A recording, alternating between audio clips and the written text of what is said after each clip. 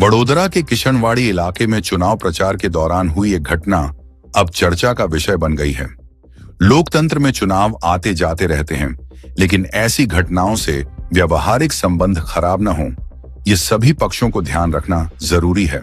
स्थानीय निवासी हितेश भाई राठौड़ द्वारा दी गई शिकायत के अनुसार उन्होंने प्रचार रैली के दौरान इलाके में कचरा, पानी और सड़क की समस्या को लेकर सवाल उठाए थे, जिसके बाद कहासुनी और धक्का मुक्की की घटना हुई। साथ ही धमकी देने के आरोप भी लगाए गए हैं। मामले को लेकर बापोद पुलिस स्टेशन में आवेदन देकर कार्रवाई की मांग की गई है।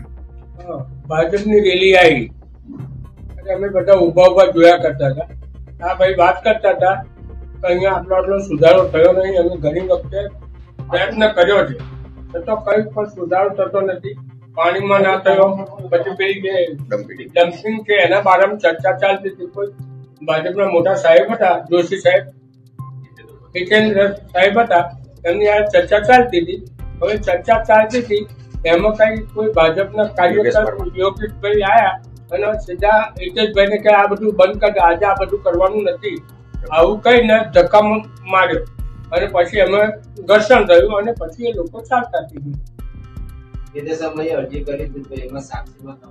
હા, હજુ પોલીસે બોલાયા પણ નથી। કાંતિભાઈ બસ આ જ ન્યાય મળે અને અમે અત્યારે ટૂંક સમયની અંદર એક આરટીઆઈ કરીને કાગળિયા કરી અને પિટિશન કોર્ટની અંદર દાખલ કરવાના છે।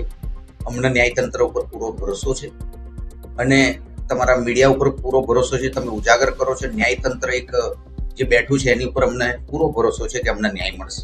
ધન્યવાદ। જય હિન્દ, જય ભારત।